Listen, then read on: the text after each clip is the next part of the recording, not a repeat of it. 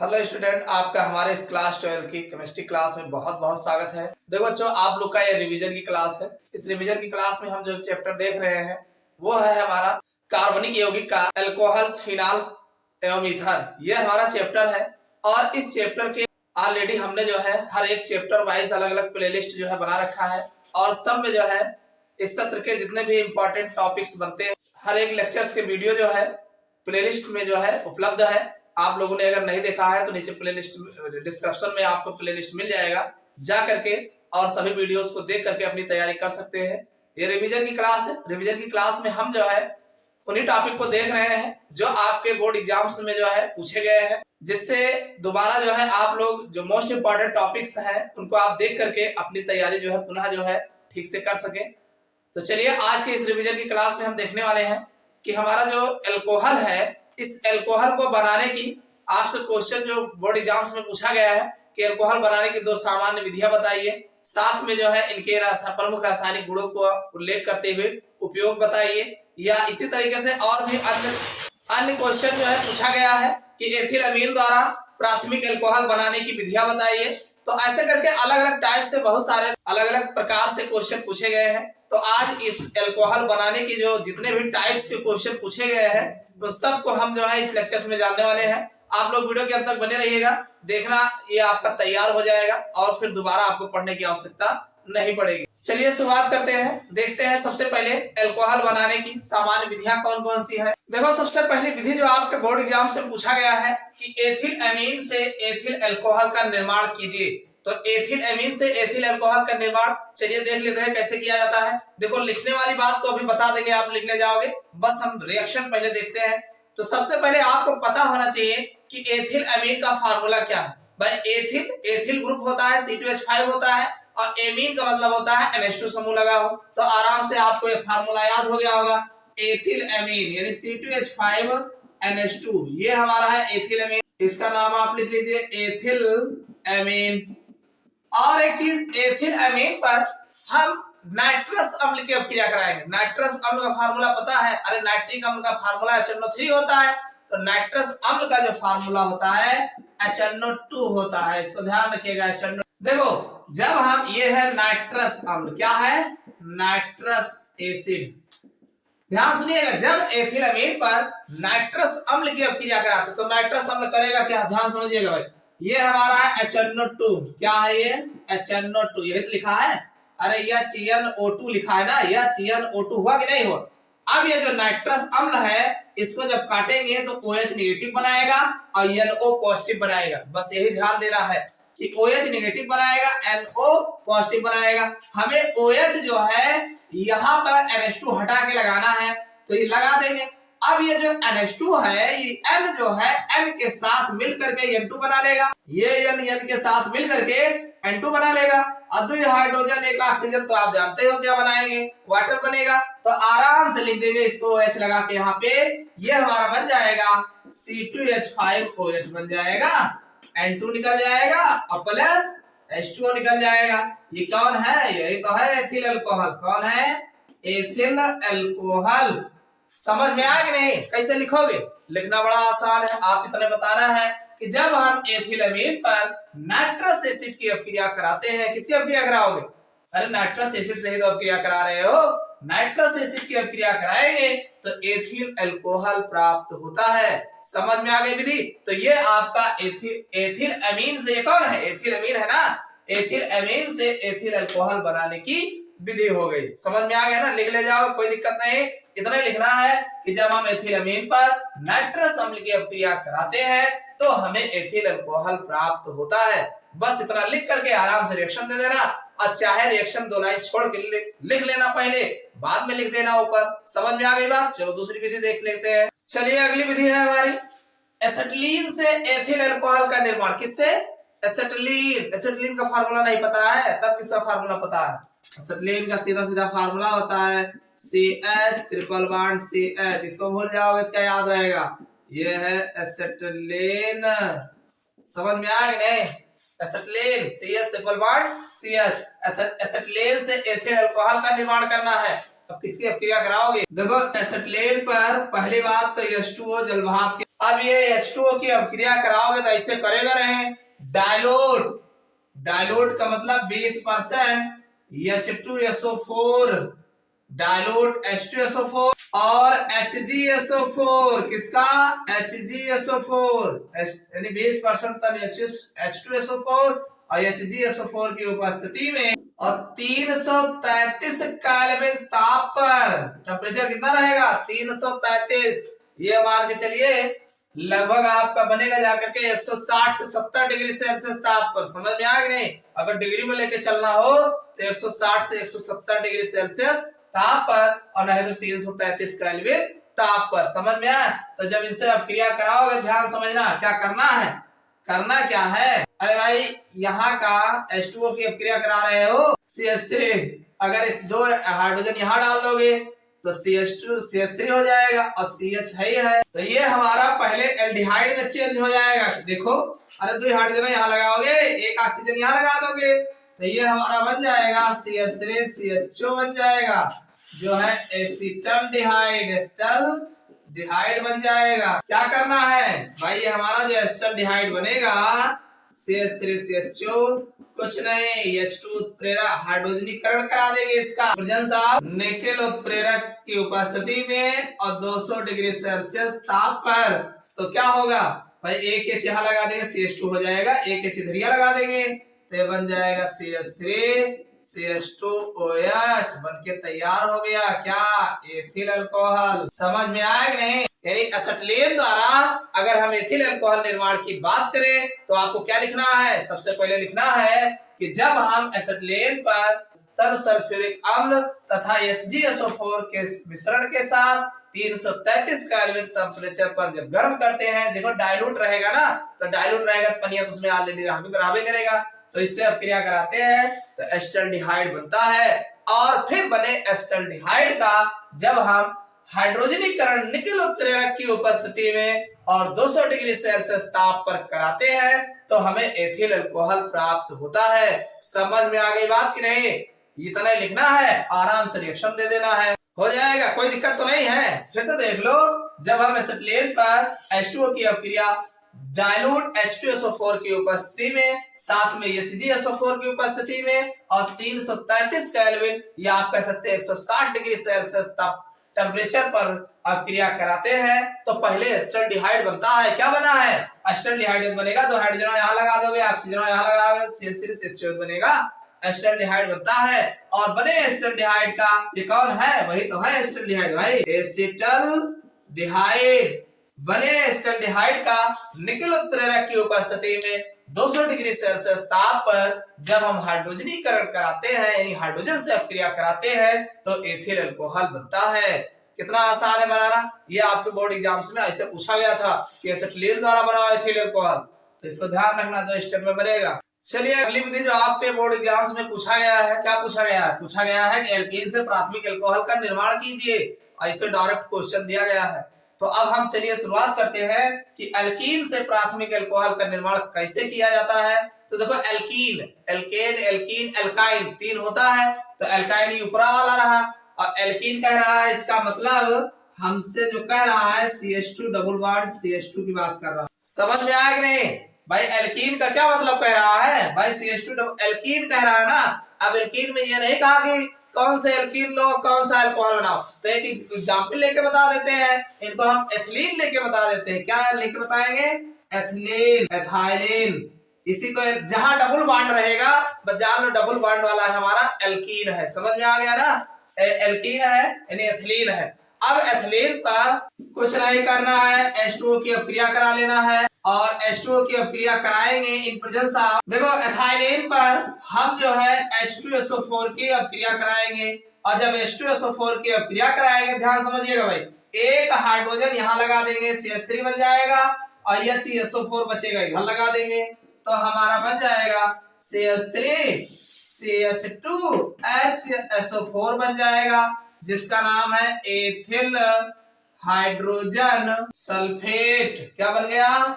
Ethyl hydrogen sulphate बन गया। और कुछ नहीं करना है, ये जो हमारा C2H5HSO4 है, अरे इसको CH3CH2 लिखा है ना, इसको आप C2H5 भी लिख सकते हो और चाहो तो ऐसे लिखो, कोई जरूरी थोड़ी है ऐसे लिखो। इस पर कुछ नहीं करना है, आपको H2O से अपक्रिया करा देना है। क्या करा देना है?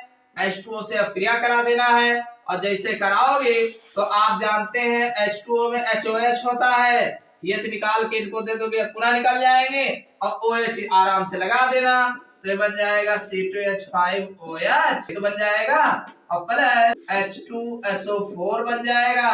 तो ये आपका बन गया एथिल अल्कोहल। एथिल अल्कोहल समझ में आया? ये कौन है? ये वही तो है, ethyl hydrogen sulphate. Ethyl hydrogen sulphate. नहीं समझ में आया? आप ऐसे लिखेंगे, जब हम एथाइलेन पर H2SO4 की अपक्रिया कराते हैं, या आप ऐसे भी कर सकते हैं कि जब हम एथाइलेन पर H2SO4 की उपस्थिति में जल अपघटन कराते हैं। क्या कराते हैं? यानी जल से अपक्रिया कराते हैं, जल भाप से अपक्रिया कराते हैं, तो हमें एथिल अल्कोहल प्राप्त होता है। ऐसे लिख सकते हो, या आप ऐसे कह सकते हैं कि जब हम एथाइलेन पर पहले H2SO4 की अपक्रिया कराते हैं तो हमें एथिल हाइड्रोजन सल्फेट बनता है, और जिसका पुनः जल अपघटन मतलब जल से अपक्रिया कराते हैं तो हमें एथिल अल्कोहल बनता है। समझ में आई बात कि नहीं? तो ये आपके एग्जाम में पूछा गया था। क्या पूछा गया था? कि एल्कीन से प्राथमिक अल्कोहल का निर्माण कीजिए। तो ये हमारा एल्कीन तो है, अब जनरल नहीं लिए हैं, हमने एथाइलिन लेके बता दिया है। और पूछा गया था एसिटिलीन से एथिल अल्कोहल का निर्माण कीजिए, तो ये एसिटिलीन से हो गया। और एथिल एमीन से पूछा गया था। तीनों विधि आपको समझ में आ गई होगी। तो ये आपका है एथिल अल्कोहल बनाने की सामान्य विधियां। अब चलिए हम देख लेते हैं इनके प्रमुख रासायनिक गुण, जो आपके एग्जाम में किस तरीके से पूछा गया, उन्हीं की बात करेंगे। तो चलिए सबसे पहला जो पूछा गया है वो है एस्टिक अम्ल के साथ अपक्रिया। तो चलिए हम अल्कोहलों की एस्टिक अम्ल के साथ अपक्रिया देख लेते हैं, कैसे रासायनिक गुण ये जो है प्रदर्शित करते हैं। देखो आप ध्यान रखना, अरे एस्टिक अम्ल किसकी अपक्रिया कराने जा रहे हो? एथिल अल्कोहल की कराओगे ना, किससे कराओगे? एस्टिक अम्ल की। तो एस्टिक अम्ल का फार्मूला याद है? नहीं याद है? तब फार्मूला CH3COOH, यही है एस्टिक अम्ल। एस्टेट एसिड याद कर लियो, नहीं आपको रिएक्शन न बना पाओ। तो ये एस्टिक एसिड है, इस पर आप एथिल अल्कोहल C2H5OH की अपक्रिया कराओगे। किसकी? Ethyl alcohol. अरे एथिल अल्कोहल एक तो रासायनिक गुण पढ़ रहे हो, एथिल अल्कोहल। और ध्यान सुनिए, जब आप एस्टिक अम्ल पर एथिल अल्कोहल की अपक्रिया कराओगे इन प्रेजेंस ऑफ सांद्र H2SO4, कांग H2SO4, सांद्र सल्फ्यूरिक अम्ल की उपस्थिति में। आइए बताओ क्या है सांद्र H2SO4 ले आओ। देखो सांद्र H2SO4 का काम रहा है तो हमें से पानी निकाल के बाहर करना का एक ही काम होता है, वाटर को एब्जॉर्ब करना। तो इसीलिए हम सांद्र H2SO4 लिए हैं। और ये करेंगे क्या? करेंगे क्या? अरे इधर का OH ले लेंगे और इधर का H ले लेंगे। HOH का बनावा थे? वाटर। वाटर निकाल दो तो क्या बनेगा? CH3COO C2H5, यही तो बने हो काम। CH3COO C2H5 काम निकल के गवा H2O। तो ये कौन है? अरे नाम क्या है? इधर लगा है एथिल, तो नाम लिखना है एथिल। और यह एसीटेट आयन, तो ये हो गया एसीटेट, बन गया एथिल एसीटेट। इसका एक नाम और है, कौन सा ग्रुप लगा है? ईस्टर लगा है। ईस्टर क्या लगा है? ईस्टर। इसे ईस्टर बोलते हैं। COO समूह को RCOOR' इसे ईस्टर कहा जाता है। तो कुल मिला के जब हम एसिटिक एसिड पर एथिल अल्कोहल की अपक्रिया सांद्र H2SO4 की उपस्थिति में कराते हैं तो हमें ईस्टर प्राप्त होता है। समझ में आया? और ईस्टर का बनना ईस्टरीकरण कहलाता है। क्या कहलाता है? ईस्टरीकरण, ईस्टरीफिकेशन कहा जाता है। तो एक तो आप तो ईस्टरीकरण भी सीख गए, ये आपके बोर्ड एग्जाम्स में ईस्टरीकरण अलग से भी पूछा जाता है। तो समझ में आ गया ना ईस्टर कैसे बनता है? जब आप एसिटिक अम्ल पर एथिल अल्कोहल की अपक्रिया कराते हैं सांद्र H2SO4 की उपस्थिति में तो ईस्टर बनता है। तो ईस्टर का बनना ही ईस्टरीकरण कहलाता है। हो जाएगा, कोई दिक्कत नहीं। तो एक रासायनिक गुण तैयार हो गया। चलो दूसरा देख लेते हैं। अगली एथिल अल्कोहल की अपक्रिया जो है एसिटिल क्लोराइड से पड़ेगी। अब एसिटिल क्लोराइड क्या नाम याद है? नहीं याद है? याद कर। अगर एसिटिल क्लोराइड का फार्मूला नहीं पता रहेगा तो रिएक्शन कहां से कराओगे? एसिटिल क्लोराइड, एसिटिल समूह होता है CH3COCl, ये है एसिटिल क्लोराइड। क्या है? एसिटिल क्लोराइड है। और एसिटिल क्लोराइड पर हम किससे अपक्रिया करा रहे हैं? C2H5OH की कराएंगे एथिल अल्कोहल के। अरे एथिल अल्कोहल का रासायनिक गुण पढ़ रहे हैं तो क्या और चीज कराएंगे, तो ये हमारा हो जाएगा एथिल अल्कोहल। और किसकी उपस्थिति में, इन प्रेजेंस ऑफ पिरिडीन, किसकी, पिरिडीन की उपस्थिति में। और जब पिरिडीन की उपस्थिति में कराएंगे तो आप अच्छे से जानते हो, क्या जानते हो, और इधर का हाइड्रोजन इधर का क्लोरीन चले जाइए HCl बना के निकल जाएगा। अब बचा क्या है, CH3COO, C2H5 बचा है, क्या हुआ ईस्टर, लिख लो आराम से, CH3COO C2H5 बगलिया का हो गए HCl निकल के भाग गए। क्या है ये, वही तो है जो पूरा बनाए रहे हो, एथिल एसीटेट है, एथिल एसीटेट जो कि एक प्रकार का ईस्टर है। तो कैसे लिखोगे, लिखना बड़ा आसान है कि जब हम एसिटिल क्लोराइड की अपक्रिया एथिल अल्कोहल के साथ कराते हैं इन प्रेजेंस ऑफ पिरिडीन की उपस्थिति में, तो हमें एथिल एसीटेट प्राप्त होता है जो कि एक प्रकार का ईस्टर है, और ईस्टर का बनना ईस्टरीकरण कहलाता है। समझ में आ गई बात। तो ये अगले रासायनिक गुण हो गए एथिल अल्कोहल की एसिटिल क्लोराइड के साथ। एसिटिल क्लोराइड का फार्मूला याद रखना, CH3COCl होता है। समझ में आया, COCl जो है एसिटिल समूह। चलिए अगले रासायनिक गुण की बात करते हैं। अगला रासायनिक गुण है हमारा कार्बोक्सिलिक अम्ल से अपक्रिया। अब ये कार्बोक्सिलिक अम्ल क्या है, कार्बोक्सिलिक अम्ल जो होता है समूह होता है, जो होता है RCOOH होता है, COOH। अरे एसिटिक एसिड का खानदान जो है, एसिटिक एसिड जिस खानदान का है उसे कार्बोक्सिलिक अम्ल कहा जाता है। तो कह रहा है कार्बोक्सिलिक अम्ल से अपक्रिया, तो कार्बोक्सिलिक अम्ल से मतलब चाहे आप जनरल फार्मूला ले लो और चाहे किसी को ले लो, यहाँ ऊपर एसिटिक अम्ल बताया गया है ना, तो वही कार्बोक्सिलिक अम्ल है। एसिटिक अम्ल क्या है, कार्बोक्सिलिक अम्ल का ही खानदान का है। तो चलो कार्बोक्सिलिक अम्ल से कह रहा है तो कार्बोक्सिलिक अम्ल ले लेते हैं, RCOOH ले लेते हैं, और इस पर जो है C2H5OH की अपक्रिया करा देते हैं। तो ध्यान समझिएगा, कुछ नहीं होने वाला है, इधर का OH इधर का H निकल जाएगा, तो हमारा बन जाएगा RCOO C2H5 बन जाएगा, और साथ में H2O। तो देखो एक जगह एसिटिक अम्ल द्वारा पूछा गया था और दूसरी जगह कार्बोक्सिलिक अम्ल, तो कार्बोक्सिलिक अम्ल का जनरल फार्मूला यही है, ये है कार्बोक्सिलिक एसिड और ये एथिल अल्कोहल है। तो आप, और ये जो बना है ये ईस्टर बना है, क्या बना है, ईस्टर। ध्यान रखना, आप लिखोगे कैसे कि जब हम एथिल अल्कोहल की अपक्रिया कार्बोक्सिलिक अम्ल पर कराते हैं तो ईस्टर बनता है, और ईस्टर का बनना है ईस्टरीकरण कहलाता है। देखो सब में ईस्टर बना है, कोई अलग से अपक्रिया नहीं हुई है। अगला जो रासायनिक गुण पूछा गया है HX से अपक्रिया, यानी आपके बोर्ड एग्जाम्स में HX करके दिया गया था कि HX से अपक्रिया कराओ, मतलब hydrogen iodide, hydrogen chloride, hydrogen bromide, कुछ भी हो सकता है। तो चलिए इसको भी देख लेते हैं। ये हमारा एथिल अल्कोहल C2H5OH, इस पर हम HX की अपक्रिया कराएंगे, और जब HX की अपक्रिया कराएंगे इन प्रेजेंस ऑफ निर्जल ZnCl2 की उपस्थिति में, किसकी उपस्थिति में कराओगे, निर्जल। निर्जल का मतलब ये वाटर इसमें से निकालेगा, तो वाटर कहां से निकालेगा, अरे वाटर यहीं से तो निकालेगा, ये HOH निकालेगा, और क्या निकालेगा, तो X ला के इसी में सरका के जोड़ देना बस। तो ये आपका बन जाएगा C2H5X बन जाएगा, और H2 खींच काट के चले जाएंगे। तो ये हमारा एथिल हैलाइड बनेगा। क्या बनेगा, एथिल हैलाइड। अगर यहाँ पर Br लगा होता तो एथिल ब्रोमाइड हो जाता, अगर Cl लगा होता तो एथिल क्लोराइड हो जाता, अगर Cl यहाँ होता तो यहाँ पर जो हमारा निकल के गया है H2O तो बनता ही बनता। समझ में आया। तो आप क्या कहोगे, आप कहोगे कि जब हम एथिल अल्कोहल पर HX की अपक्रिया कराते हैं तो इन प्रेजेंस ऑफ निर्जल ZnCl2 की उपस्थिति में, किसकी उपस्थिति में, निर्जल ZnCl2 की उपस्थिति में, तो हमारा एथिल हैलाइड बनता है। समझ में आ गई बात, मोस्ट इंपॉर्टेंट है, ऐसे लिखना है आपको। चलिए अगले रासायनिक गुण जो बताने वाले हैं ये मोस्ट इंपॉर्टेंट है, आपके बोर्ड एग्जाम्स में खूब पूछा गया है, और ये रिएक्शन अक्सर वैसे ही बहुत पूछा जाता है। क्या रिएक्शन है, कह रहा है क्षारीय I2 से अपक्रिया, यानी एथिल अल्कोहल की अपक्रिया हम क्षारीय I2 से कराने वाले हैं। तो एथिल अल्कोहल पहले लिख लो, एथिल अल्कोहल का फार्मूला है C2H5OH, और क्षारीय I2 मतलब I2 रहेगा ही रहेगा, और साथ में क्षार ले लेना NaOH, अरे NaOH ले लेना चाहे KOH ले लेना। एक बात याद रखना, ये 6 पार्टिकल लेंगे और ये 4 लेंगे, 6-4 का मसाला लगता है यहाँ, यानी 6 और 4 का कॉम्बिनेशन रहेगा, इसको ध्यान रखना। अब होगा क्या, बड़ा आसान है, CH3CH2OH आपने लिया है, कुल मिला के एक तो यहाँ I लिए हो ना, तो आइडोफार्म बनेगा। आइडोफार्म का मतलब क्या होता है, CH3 एक बन जाएगा। समझ में आई बात कि नहीं? इसको याद कर लेना, बहुत इंपॉर्टेंट है। और दूसरा NaI भी बनेगा। क्या बनेगा? NaI। और ये लगभग 5 पार्टिकल बनेगा। और क्या बनेगा? HCOO, Na भी बनता है, इसको याद रखना। और वाटर तो हर हाल में निकलेगा।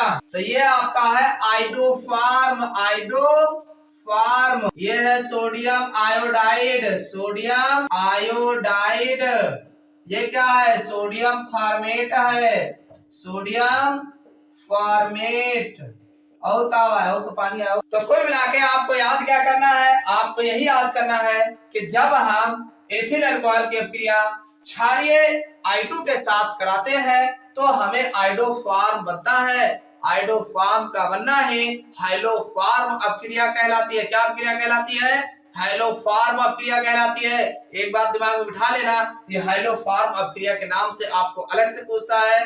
इसी तरीके से क्लोरोफार्म भी बनता है, इसी तरीके से ब्रोमोफार्म भी बनता है, इसी तरीके से आपके सामने आइडोफार्म भी बना है। तो हाइलोफार्म अपक्रिया मोस्ट इंपॉर्टेंट है, ये बहुत ही इंपॉर्टेंट है। यहाँ इसके अल्कोहल की केमिकल प्रॉपर्टीज में बताया गया है और वैसे भी आपसे पूछा जाता है कि हाइलोफार्म अपक्रिया से आप क्या समझते हैं। तो आप बताएंगे कि जब हम अल्कोहल I2 और NaOH की अपक्रिया या KOH के साथ कराते हैं तो आइडोफार्म बनता है। अब साथ में याद रखना NaI भी बनेगा और HCO Na भी बनेगा, H2O बनेगा।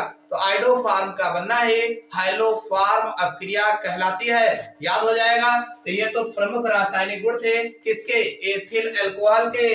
किसके हैं? एथिल अल्कोहल का है। समझ में आई बात कि नहीं? नहीं हो किसी का समझ लो। और सब में एथिल अल्कोहल से अपक्रिया कराए है ना, तो एथिल अल्कोहल का है। अब हम इसके कुछ उपयोग देख लेते हैं। किसके? एथिल अल्कोहल के। सबसे पहला उपयोग आप एक तो याद ही कर लिए होंगे कि कार्बनिक विलायकों के रूप में प्रयोग किया जाता है। कौन किसके रूप में? सबसे पहला आप जाने रहना, कार्बनिक विलायक। ये याद हो गया कि नहीं? अरे अल्कोहल है ना, तो अल्कोहल कार्बनिक विलायकों में प्रयोग किए जाते हैं। ये याद हो गया। दूसरा देख लो, स्पिरिट बनाने में। स्पिरिट जानते हो जो जलाया जाता है, याद कर लेना। स्पिरिट बनाने में, स्पिरिट यानी स्पिरिट के रूप में प्रयोग किया जाता है। स्पिरिट बनाने में हो गया। स्पिरिट बनाने में दूसरा उपयोग हो गया। तीसरा उपयोग देख लो, एक चीज जाने रहना, मेथिल अल्कोहल तो पीने में नहीं उपयोग किया जाता है, लेकिन एथिल अल्कोहल जो है पेय पदार्थ में प्रयोग किया जाता है। पीने वाले पेय के रूप में, पेय के रूप में, पीने में सब लोग पीते हैं। ठीक है। और चौथा उपयोग जान लो, ईंधन के रूप में। ईंधन जानते हो, ईंधन के रूप में। अब ये ईंधन के रूप में, अरे जो आपका दहन इंजन जितने चलते हैं सब में जो है एथिल अल्कोहल मिला करके जो है चलाया जाता है। जो पेट्रोल की गाड़ियां होती है, पेट्रोल का जो ईंधन वाले इंजन होते हैं सब में जो है ये एथिल अल्कोहल मिला के चलाया जाता है। तो ये 4 उपयोग बताए हैं, तो ये लिखना रहेगा एग्जाम में। 2 उपयोग बताओ, तो कार्बनिक विलायक के रूप में, पेय पदार्थ के रूप में यानी पीने में, और ईंधन के रूप में। समझ में आ गया। तो ये तो थे कंप्लीट जो है एथिल अल्कोहल बनाने की सामान्य विधियां कौन सी हैं और इनके प्रमुख रासायनिक गुण। हमने आपको 5 रासायनिक गुण जो है आपको करके बताए हैं और साथ में इसका उपयोग हो गया। एग्जाम में अगर आता है तो पूरे 5 नंबर का आएगा। इसमें 5 नंबर आपके कहीं जाने नहीं पाएंगे। समझ में आ गया होगा। फिर मिलते हैं अगले क्लास में।